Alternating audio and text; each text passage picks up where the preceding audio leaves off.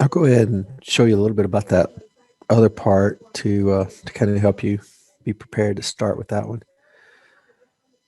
So this is a configured part. You want to make one part file that'll generate all three of these different sizes of light switch covers. So you want to be, real strategic about how you approach this so that you can configure the parts to add the features that you need. A lot of things that I see, some issues that come up occasionally with this part is that, a lot of times students might put the origin right here in the center. And usually that's a good idea. But in this case, because we're wanting to add features, in a linear motion in one direction, then being in the center doesn't help very well. So instead, you probably are going to want to put the origin on one corner or the other and be sure that you reference all these features from the same side.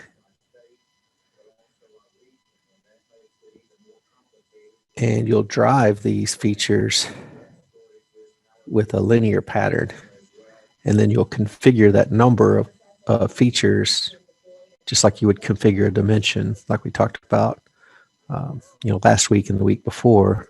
You just configure those dimensions.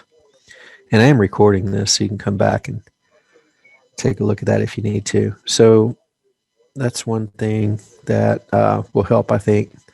Another thing that probably helps is if you will kind of model this solid, like so, and then use the shell tool. Go ahead and get the fillets in on the outside. You can use the shell tool to keep that wall thickness. I don't know, it's got to be in here somewhere, surely.